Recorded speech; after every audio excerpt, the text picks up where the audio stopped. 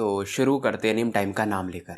और जैसा कि पिछले एपिसोड में हमने देखा था कि सभी बच्चे जो नॉर्दर्न एकेडमी के रहते हैं वो अपने अपने स्पिरिचुअल ट्रांसमिशन एरे पर एंटर कर जाते हैं अपनी अपनी एकेडमीज के लिए निकलने के लिए।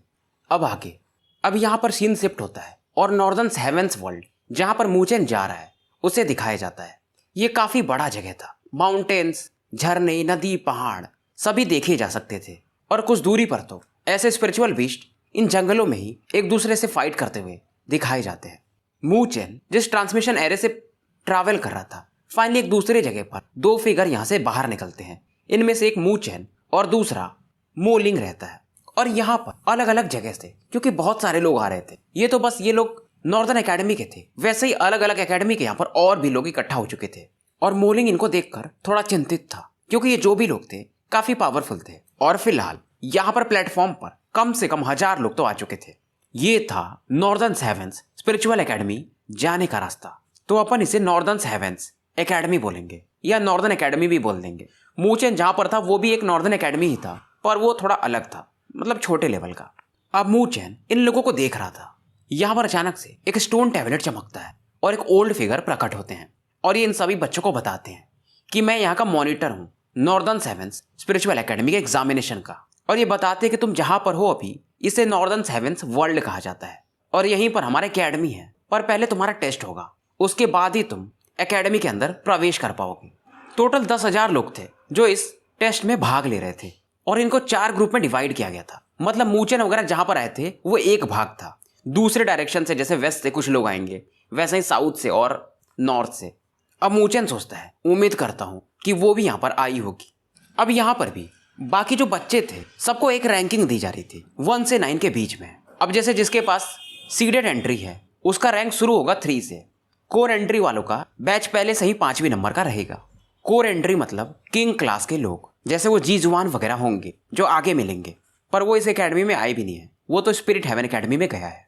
अब लोगों का ध्यान जाता है मूचेन की तरफ। इसके बैच पर रैंक 3 लिखा हुआ था। ये हैरान हो जाते हैं कि एक स्पिरिचुअल रोटेशन के लेट फेज का बंदा और वो भी सीडेड एंट्री इसके पास। और ये जो रेड लाइट थी यानी रैंक नंबर किसी के भी फोरहेड पर चमकता था, तो मूचेन के फोरहेड पर एक डार्क रेड लाइट चमक रही थी। सीडेड एंट्री का ये पहचान था। और ये मॉनिटर बताते हैं कि ये टेस्ट खत्म होने तक जिसका भी ये जो रैंक है 4 से नीचे रहेगा तो वो स्पिरिचुअल एकेडमी के अंदर प्रवेश नहीं कर सकता। बच्चे परेशान हो जाते हैं, ऐसे तो हम डिस्क्वालीफाई हो गए क्योंकि हमारा रैंक तो किसी का 1 है, किसी का 2 है। तो मॉनिटर बताते हैं कि तुम किसी से फाइट करके या स्पिरिचुअल बीस्ट को मार करके अपने इस नंबर को बढ़ा सकते हो, मतलब अपने आप ये बढ़ जाएगा जैसे तुम किसी बीस्ट को मारोगे। और सबसे आसान तरीका कि आप किसी स्टूडेंट को, जैसे कोई अगर रैंक 3 का बंदा है, उसे मार करके उसके पूरे ऑरा को एब्जॉर्ब कर सकते हो, यानी टोकन के ऑरा को। अब ये बात सुनते ही सभी लोगों का ध्यान मूचेन की तरफ जाता है। और इस दौरान ये ओल्ड मैन बताते हैं कि अगर तुम्हें गिव अप करना हो तो ये जो कार्ड है, टोकन है, इसे तुम फोड़ देना। उसके बाद ये गायब हो जाते हैं। यहाँ पर 3 और सीडेड क्लास एंट्री के बंदे थे, तो ये रुकना नहीं चाहते थे, सीधा जंगल में कूद जाते हैं और आगे की तरफ बढ़ने लगते हैं। मूचेन भी तुरंत मोलिंग से कहता है कि हम भी निकलते हैं। अब मूचेन जब जंगल में बढ़ता है तो एक टीम थी जिसकी नज़र इस पर पड़ चुकी थी और इनके टीम में ज़्यादातर लोग स्पिरिचुअल रोटेशन के लेट फेज में थे और ये भी सीडेड क्लास एंट्री वाले बंदे थे। अब ये लोग भी इधर ही खड़े थे, पर इसी दौरान क्योंकि मूचेन अब तो आगे निकल चुका था, स्टोन पिलर जहाँ से ये लोग निकले थे पहले, यानी एरे से जहाँ पर ये आए थे, वहाँ पर एक लाइट चमकती है और एक लड़की काले ड्रेसों में यहाँ पर प्रकट होती है। दिखने में ये काफ़ी सुंदर थी और बाल मिल्की वे के समान थे, स्किन एकदम स्नो के जैसा था और आईब्रोज मून के शेप में थे, क्रिसेंट मून। लड़की दिखने में काफ़ी अच्छी थी, कमी बस एक ही थी कि इसके चेहरे पर स्माइल नहीं था, पर ये काफ़ी काम लग रही थी एज अ लेक, आंखें एकदम ग्लास के जैसी। और ये ऐसी थी कि इस दुनिया में से कोई भी चीज़ अट्रैक्ट ना कर सके। और जो भी लोग थे जो पहले मूचेन की तरफ देख रहे थे जो कि जंगल में गया था, अब वो इसकी तरफ देखने लगते हैं। अब ये लड़की भी स्टोन टैबलेट से बाहर निकलती है। इसके हाथों में एक ब्लैक स्वॉर्ड भी था। पर इस समय एक लड़का जो कि काफ़ी लंबा था, इसके भी फोरहेड पर एक रेड सिंबल चमक रहा था, इसकी तरफ बढ़ता है और कहता है कि मेरा नाम गू गे है, मैं डा युआन स्पिरिचुअल एकेडमी से आया हूँ। क्या आपको कोई हेल्प की ज़रूरत है? क्योंकि आप जस्ट अभी आए हो, मैं आपको रूल्स वगैरह बता सकता हूँ। अब ये लड़की इसको एक लुक देती है और बस ये लुक देती है और ये लड़का पिघल जाता है कि काश ये मेरी गर्लफ्रेंड होती, काश मैं इसे हक कर पाता। पर ये लड़की बस इसे एक लुक देती है और उसके बाद इसकी तरफ देखती भी नहीं है और आगे बढ़ने लगती है। गूगे इसे फॉलो करता है और कहता है कि आप अकेले हो, काफी डेंजरस हो सकता है ये रास्ता, क्यों ना आप मेरे साथ टीम अप कर लो, हम दोनों सेफ रहेंगे। जब ये लड़की टीम का नाम सुनती है तो हल्का सा एक इमोशन आता है इसके अंदर, पर ये फिर से अपने मन को शांत कर लेती है और इसे कुछ बोलती नहीं है। अब ये लड़की स्टोन टैबलेट को टच करती है और इसके फोरहेड पर एक गोल्डन कलर का पैटर्न दिखता है, यानी कि रैंक 5। ये लड़की कोर एंट्री वाली थी, गूगे का चेहरा ही बन जाता है। मतलब ये लड़की किंग क्लास की होगी स्पिरिचुअल रोड में जो इसने परफॉर्मेंस दिया होगा, जहां से मू चैन को भगा दिया गया था। अब ये लड़की गूगे की तरफ पलटती है और कहती है कि रैंक को बढ़ाया जा सकता है, कैसे मुझे बताओ। गूगे हाँ में सर हिलाता है कि हाँ बढ़ाया जा सकता है। फिर ये लड़की धीरे से बोलती है, तो जितने भी यहाँ पर सीडेड क्लास एंट्री वाले बंदे हो, मुझे अपने सिंबल्स दे दो। लोग हक्के बक्के रह जाते हैं और इनमें से एक कहता है कि चलो माना कि तुम्हारे पास एक कोर एंट्री है, इसका मतलब ये नहीं कि तुम अकेले हम सभी को जो कि सीडेड क्लास एंट्री वाले हैं हरा दोगी। लड़की देखती है और कहती है तुम्हें ऐसा लगता है। अब सभी समझ जाते हैं और इस लड़की पर एक साथ अटैक करते हैं और ये सभी स्पिरिचुअल रोटेशन के लेट फेज के बंदे थे और 10-12 लोग थे और इस लड़की को घेर लेते हैं। पर ये लड़की बिल्कुल भी हिलती तक नहीं है और ये 12 बंदे जैसे इसकी तरफ बढ़ते हैं, एक ब्लैक लाइट इसकी बॉडी से निकलती है और एक ही बार में ये 10-12 दूर जाके जमीन पर गिरते हैं और खून की उल्टी करने लगते हैं। उसके बाद ये लड़की इन 12 लोगों का जो वो टोकन सिंबल था वो ले लेती है और इनके टोकन के ऑरा को एब्जॉर्ब करके इसका जो टोकन था वो रैंक 6 का हो जाता है, लगभग रैंक 6 का हो जाता है, 6 को टच नहीं करता है। ये लड़की उसके बाद गूगे के पास जाती है और कहती है तुम्हारा टोकन दो। गूगे के पसीने छूटने लगते हैं और ये कुछ कर भी नहीं सकता था। अब इन सभी के टोकन के ऑरा को एब्जॉर्ब करके इसका जो गोल्डन सिंबल था वो और भी ज्यादा गोल्डन हो जाता है और ये भी जंगल की तरफ बढ़ जाती है। और इस दौरान इसके आंखों में एक हल्का सा स्माइल था और ये कहती कि मैंने तुमसे कहा था कि मैं तुम्हारा यहाँ पर वेट करूंगी, अगर तुम नहीं आए तो मैं तुमसे नफरत करूंगी। तो आप समझ ही चुके होंगे कि ये लड़की कौन है। अब इधर मू चैन को दिखाया जाता है जो कि जंगल में आगे बढ़ चुका था और इसे रास्ते में कई सारे स्पिरिचुअल बीस्ट दिखते हैं, जैसे कि गोल्डन क्रोकोडाइल, मिडिल रैंक का स्पिरिचुअल बीस्ट और इसका स्ट्रेंथ स्पिरिचुअल रोटेशन के लेट फेज में माना जा सकता है। मोलिंग इससे फाइट करने को देखता है पर मू चैन कहता है तुम इससे नहीं कर पाओगे फाइट, तो मुझ पर छोड़ दो। और मू चैन एक ही अटैक में इस क्रोकोडाइल को मार देता है और इसके सोल एसेंस को मू चैन इकट्ठा कर लेता है और ये ऑरा इसके फोरहेड मार्क को बढ़ा देती है। सोल एसेंस की ऑरा से बस उसका रेड मार्क बढ़ जाता है पर एसेंस तो रहता ही है, तो उसे ये अपने वो ब्रेसलेट में रख लेता है क्योंकि इसके मदद से ये अपने स्पिरिचुअल पावर को बाद में बढ़ा सकता है। और इस सोल एसेंस को जब ये ब्रेसलेट में रखने जाता है तभी एक ब्लैक लाइट इसके पाम के एकदम सेंटर से निकलती है और इसके सोल एसेंस को अब्सॉर्ब कर लेती है। अब जब ये ब्लैक लाइट मू चैन की बॉडी में फिर से एंटर करती है तो मू चैन देखता है ये 9 नेदर बर्ड थी और इसने इस स्पिरिचुअल बीस्ट का सोल एसेंस डिवोर कर लिया था। और ये मू चैन से कहती ज्यादा से ज्यादा बीस्ट को मारो, इससे मेरी ऑरा मैं इनको एब्जॉर्ब करके रिकवर कर सकती हूँ। मू चैन कहता है तुम काफी रूड हो, ये मैं अपने लिए रख रहा था। नीदरबर्ड कहती है तुम्हारे वजह से मैं इंजर्ड हुई हूँ उस बुढ़े से फाइट करने के चक्कर में, तो मुझे ये ऑरा चाहिए। मू चैन भी अब इसकी बात मान जाता है। नीदरबर्ड इससे कहती है अब क्योंकि तुम मेरे साथ हो तो मैं तुम्हें एक बात और बता दूं कि तुम पर कई लोग टारगेट कर चुके हैं। मू चैन इसकी बात समझता है और आसपास देखता है तो बहुत सारे लोग इसको चारों तरफ से अब घेर रहे थे। मोलिंग इधर एक ब्लैक टाइगर स्पिरिचुअल बीस्ट को मार देता है। अब मोलिंग इस स्पिरिचुअल बीस्ट के सोल एसेंस को ले ही रहा था तभी एक ब्लैक लाइट अटैक इसकी तरफ काफी तेजी से बढ़ने लगती है और यह अटैक इतना फास्ट था कि मोलिंग इसे डॉज नहीं कर पाता। तभी अचानक से एक गोल्डन अटैक इस ब्लैक लाइट से आके टकरा जाती है। अब इस अटैक को डिसॉल्व करने के बाद मू चैन पूछता है कौन है उधर, कि पीछे से अटैक करने का किसको इतना शौक है। तभी एक आवाज आती है जंगल से। मुझे लगा ही था कि एक सीडेड क्लास का बंदा इतना शार्प तो होगा ही।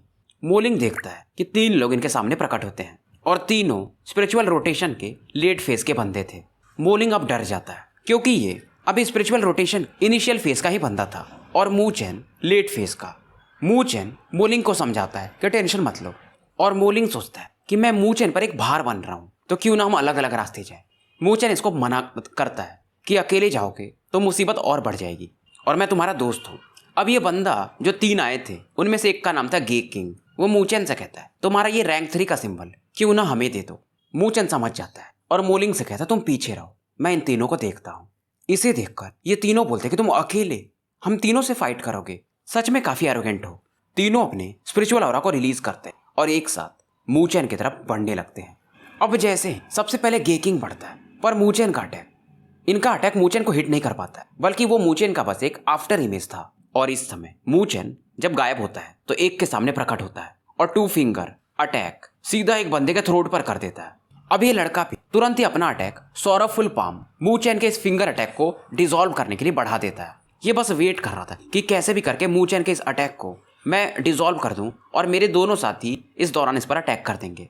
पर इस लड़के का अटैक मूचेन से टकराता नहीं है, बल्कि मूचेन जहां पर था फिर से गायब होता है और इसके शोल्डर पर अपने फिंगर अटैक को दे मारता है। लड़का काफी दूर जाके गिरता है और इसका शोल्डर काफी ज्यादा इंजर्ड हो जाता है, ब्लड बाहर आने लगता है। मोलिंग पीछे से इस बैटल को देख रहा था। अब गेकिंग वगैरह डिसाइड करते कि एक साथ ही अटैक करना पड़ेगा, नहीं तो ये लड़का काफी फास्ट है। अब इनका एक बंदा तो डाउन हो चुका था, तो ये दोनों आगे बढ़ते हैं। गेकिंग 9 स्वॉर्ड डांस अटैक यूज करता है। एक तलवार में अपने ऑरा को कंडेंस करके मूचेन की तरफ ये फ्लैंक करता है। मूचेन इसके स्पिरिचुअल आर्ट को देखकर हैरान था। ये एक हाई लेवल का स्पिरिचुअल आर्ट था। वहीं दूसरा बंदा डालुओ पाम यूज करता है। मूचेन जब इन दोनों के अटैक को देखता है तो अपने ग्रेट पगोड़ा को एक्टिवेट करता है और अपने बॉडी के आसपास एक ब्लैक बैरियर बना देता है। तलवार वाला अटैक मूचेन के डिफेंस से टकराता है पर कुछ भी नहीं होता है। मूचेन का डिफेंस ग्रेट पगोड़ा सच में काफी स्ट्रांग था। और इधर मूचेन अपने दोनों लिमिटलेस डेथ सील को कंडेंस करता है और गेकिंग पर अटैक कर देता है और एक अटैक में ये इन दोनों को पीछे फेंक देता है। दोनों भी शॉक्ड ही थे। तभी ये फील करते हैं कि इनके आसपास एक 30 मीटर का स्पिरिचुअल एरे बनने लगा है और इनका होश और भी ज्यादा उड़ जाता है कि ये बंदा एक स्पिरिचुअल एरे मास्टर भी है। अब ये समझ चुके थे। दोनों फिर से अपने सेम अटैक 9 स्वॉर्ड डांस और दूसरा वाला डालुओ पाम यूज करते हैं ताकि इस स्पिरिचुअल एरे को तोड़ दें। और मूचेन जो एरे बनाता है उसमें से एक टाइगर निकलता है और इनकी तरफ बढ़ने लगता है और ये टाइगर इन दोनों को फोर्स करने लगता है। पीछे जाके ये गिरते हैं। ये समझ चुके थे कि अब भागना ही सही होगा। गेकिंग का चेहरा तो पूरा पेल पड़ चुका था। ये अपने फुल ऑरा को यूज कर चुके थे, पर मूचेन इनसे कहीं ज्यादा स्ट्रॉन्गर था। पर ये जब भाग रहे थे तभी एक ब्लरी फिगर इनके सामने प्रकट होता है और ये मूचेन का वही फिंगर अटैक था। ये गेकिंग पर फोकस करता है और कहता है तुम इतने छोटी सी एबिलिटीज से मुझे हराना चाहते थे और भागना भी चाहते हो। मूचेन इनको समझाता है और गेकिंग पर तो ये अपना ये फिंगर अटैक कर देता है। दोनों इस समय खून की उल्टी कर रहे थे। गेकिंग के टोकन ऑरा को मूचेन एब्जॉर्ब कर लेता है और मोलिंग भी एक बंदे के टोकन को एब्जॉर्ब करता है। और दो जो भी लोग थे वो समझ चुके थे कि मूचेन नॉर्मल बंदा नहीं है, तो ये अपने रास्ते पर आगे बढ़ जाते हैं। मूचेन के जाने के बाद गेकिंग वगैरह बात कर रहे थे कि स्पिरिचुअल लेवल पर, रोटेशन लेवल पर तो इसे कोई बंदा नहीं हरा सकता। पर गेकिंग कहता चलो ये माना कि बंदा सच में काफी जीनियस है, पर मेरे पास एक प्लान है। मेरे बिग ब्रदर भी तो यहीं पर आए हुए हैं और वो तो स्पिरिचुअल रोड में भी पार्टिसिपेट किए थे और वो स्पिरिट स्टेज पर हैं। अब गेकिंग की बात सुनकर लोग हैरान थे क्योंकि स्पिरिचुअल रोड बहुत बड़ी बात होती है। और गेकिंग कहता है कि मेरे पास स्पिरिट बोर्ड है, तो मैं अपने बिग ब्रदर का पोजीशन सेंस कर सकता हूँ और उनसे जाके हम मिलेंगे और उसके बाद इस बंदे को अच्छे से मजा चखाएंगे। मूचेन इस समय आगे तो बढ़ रहा था और कुछ सोच रहा था कि स्पिरिचुअल रोड पर इससे भी खतरनाक समय इसको मिले थे। और एक और बात कही, यहाँ से आप ध्यान से सुनना। तो क्योंकि मूचेन को स्पिरिचुअल रोड के आधे सफर से भगा दिया गया था और बाकी लोग अपना जर्नी पूरा किए थे, तो उनको रिवॉर्ड्स में कुछ औराज मिली थी, यानी स्पिरिचुअल एनर्जी, जिससे उनका लेवल बढ़ गया था। और मूचेन को मालूम था कि वो लोग अब इससे ज्यादा स्ट्रॉन्गर होंगे। पिछले में स्पिरिचुअल रोड में जितने भी अपोनेंट को इसने हराया था सभी इससे ज्यादा स्ट्रॉन्गर होंगे, मिनिमम स्पिरिट लेवल पर तो होंगे। अब ये समझ चुका था कि आगे का सफर कठिन है, तो कैसे भी करके इसे अपना 3rd डेथ सील अब कंडेंस करना ही पड़ेगा। जिंगशान को हराने के लिए इसने नीदरबर्ड के पावर से 4 डेथ सील बना लिए थे, पर अभी भी ये 2 डेथ सील से ज्यादा अपने ऑरा से नहीं बना सकता था। अब फिलहाल रात हो चुका था और इस समय कई बीस्ट वगैरह के आवाज सुने जा सकते थे। मूचेन आग वगैरह जलाया था और क्रॉस लेग्ड यहाँ पर बैठा हुआ था। मोलिंग इसे कुछ खाना वगैरह पका के देता है और मूचेन को याद आता है कि खाना बनाने के मामले में लुओ ली काफी अच्छी थी, पर खैर मोलिंग भी ठीक है।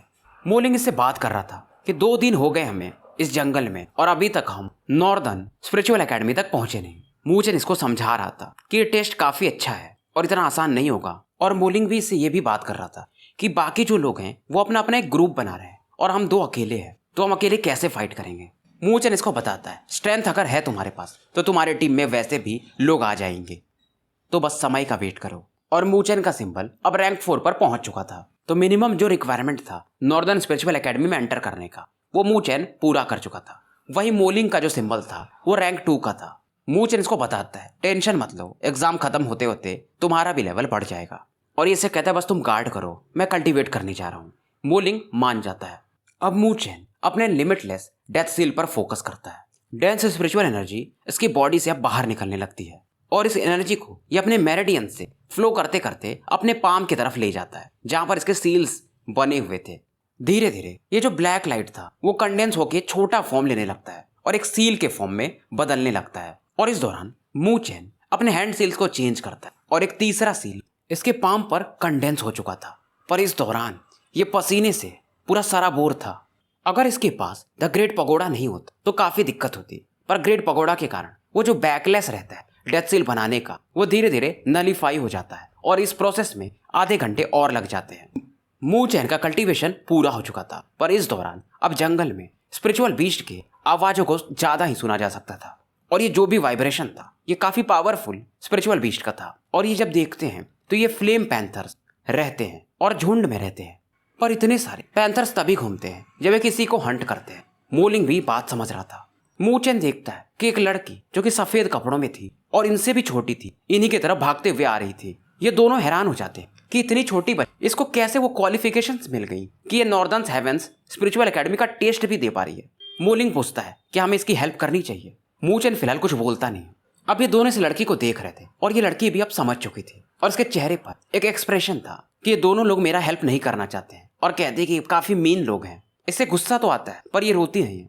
काफी इनोसेंट बच्ची थी और सोच रही थी पहला एकेडमी काफी अच्छा था, वहाँ पे मम्मी पापा टीचर्स वगैरह मुझे बहुत सपोर्ट करते थे और यहाँ पर तो मैं अकेले छूट गई हूँ और अपनी बड़ी बहन से भी बिछड़ गई हूँ, कोई नहीं है मेरा हेल्प करने वाला। मूचेन जब देखता है कि ये लड़की काफी उदास है तो समझ जाता है कि ये लड़की अकेले है, नहीं तो कोई तो जरूर आता है इसका हेल्प करने।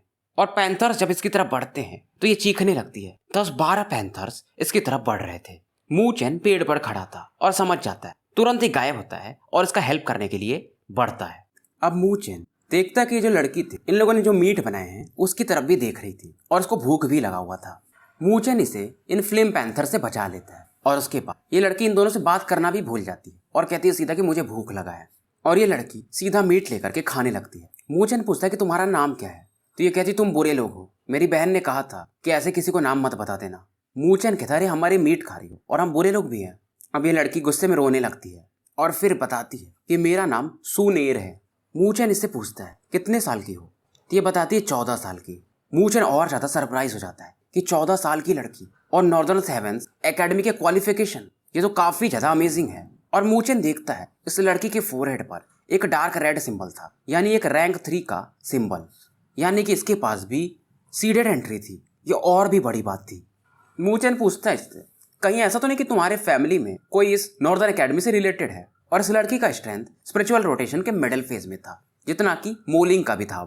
लड़की कहती बकवास मत करो, तुम मेरे अपोनेंट नहीं हो।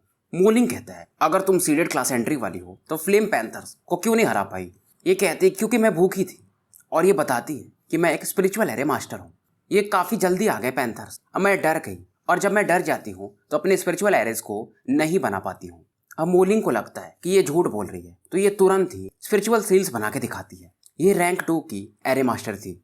और एक और बड़ी बात थी, मूचेन इस लड़की के बॉडी से एक फैमिलियर ऑरा फील करता है। ये था हार्ट एरे स्टेट, यानी लड़की सच में काफी टैलेंटेड थी। हार्ट एरे स्टेट रैंक 3 के बाद ही जन्म लेता है। मूचेन के पास था ऐसा एबिलिटी और इस लड़की के पास भी अब था। मूचेन देख रहा था कि ये लड़की काफी भोली भाली है और इतना खाने के बाद भी मीट ये कहती कि मुझे और भूख लगा है।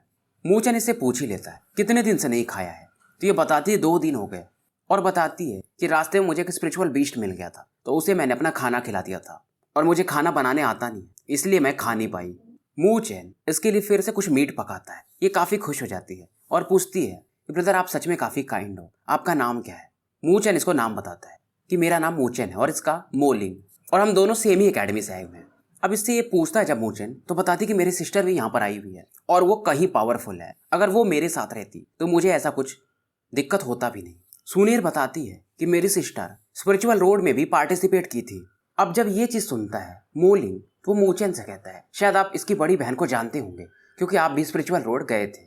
पर मूचेन कहता है स्पिरिचुअल रोड काफी बड़ा था तो शायद ही हम मिले भी होंगे। जब ये बात सुनीर सुनती है कि मूचेन को भी स्पिरिचुअल रोड में जाने का मौका मिला था तो ये कहती है कि मुझे भी मिला था पर मेरी माँ ने मुझे जाने नहीं दिया क्योंकि मैं काफी यंग थी। मोलिंग तो अब स्पीचलेस हो जाता है कि ये लड़की सच में टैलेंटेड है, पर मूचेन समझ रहा था ये लड़की पावरफुल तो है स्पिरिचुअल एरेज में एटलीस्ट, और ये आराम से स्पिरिट स्टेज के बंदे से फाइट कर सकती है। मूचेन इससे कहता है, अच्छा किया कि तुम गई नहीं तो शायद तुम जिंदा भी नहीं होती। स्पिरिचुअल रोड पर काफी रुथलेस लोग थे। सुनेर और भी मीट्स वगैरह खाती है। अब इस समय ये कहती, क्या आप लोग मुझे मेरी सिस्टर की तरफ लेके चल सकते हो? मेरे पास स्पिरिट बोर्ड है तो मैं उनकी लोकेशन को आपको बता सकती हूँ। मूचेन इसकी बात मान जाता है। ये जानता था इस लड़की के पास एक रैंक 3 का सिंबल है और ये काफी प्योर है, तो अगर ये अकेली रही तो इसे लोग परेशान करेंगे। अब ये तीनों आगे बढ़ने लगते हैं और कोई भी अगर बीस्ट वगैरह मिलते थे तो ये लड़की अपने एरे वाली टेक्निक्स को भी इनको दिखाती थी। पर लाइफ और डेथ बैटल में ये लड़की थोड़ी कमजोर पड़ जाती थी, क्योंकि ये डरने के बाद एरे नहीं बना सकती थी। और रास्ते में इन्हें जब बीस्ट मिलते रहते हैं तो ये अपने हिसाब से उनसे फाइट करके उनकी ऑरा को यानी सोल एसेंस को यूज करते थे, जिससे इनका सिंबल का भी पावर बढ़ते रहता है।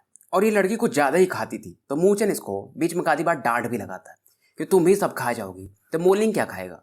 और एक बार तो ये एक टेक्निक यूज करती है विंड स्पिरिट एरेज और एक साथ कई बीस्ट को मार देती है। मूचेन भी इस दौरान इसकी तारीफ करता है, और जब मूचेन इसकी तारीफ करता था तो ये काफी खुश हो जाती थी। मूचेन समझ जाता है इस लड़की को अगर खुश रखना है तो बस इसकी तारीफ कर दो। और सुनेर जो इसके हाथों में वो स्पिरिट बोर्ड था, उससे लोकेशन से ये बता रही थी कि शायद हम आधे दिन में अब अपनी बड़ी बहन के पास पहुंच जाएंगे। और इस दौरान सुनेर पूछती कि मतलब जब मैं मेरी बहन से मिल जाऊंगी तो क्या आप छोड़ के चले जाओगे मुझे, क्योंकि अब ये मूचेन के साथ ही रहना चाहती थी। मूचेन इसको समझाता है, वैसे भी हम एट द एंड तो नॉर्दर्न हेवेंस एकेडमी ही जा रहे हैं, तो वहां तो मिलेंगे ही। अब इधर अगले दिन की सुबह हो चुकी थी, पर आगे बढ़ते बढ़ते मूचेन कुछ तो फील करता है और इन दोनों को रोकता है। और यहाँ पर इसे कम से कम 30 लोग फील होते हैं, और इनमें से 3 लोगों को यह जानता था। ये थे गे किंग और उसके 2 साथी।